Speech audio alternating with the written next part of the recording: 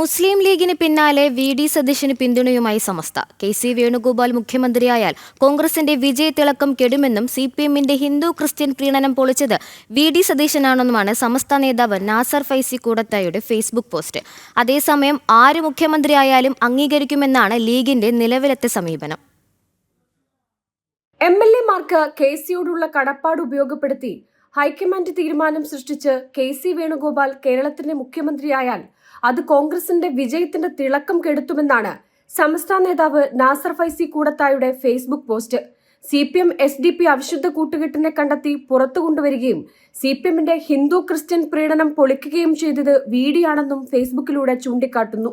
K C. ദേശീയ രാഷ്ട്രീയത്തിൽ തിളങ്ങട്ടെ എന്ന് പറഞ്ഞുകൊണ്ടാണ് നാസർ ഫൈസി കൂടത്തായി ഫേസ്ബുക്ക് കുറിപ്പ് അവസാനിപ്പിച്ചിരിക്കുന്നത്.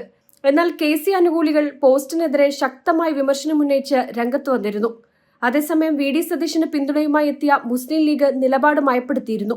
കെ.സി. വേണുഗോപാലിന്റെ നിർദ്ദേശപ്രകാരം ലീഗുമായി രഹസ്യ ചർച്ചകൾ നടത്തിയതിന്റെ ഭാഗമായാണ് നിലപാട് മാറ്റമെന്നാണ് പുറത്തുവരുന്ന വിവരം. ജനം, കോഴിക്കോട്.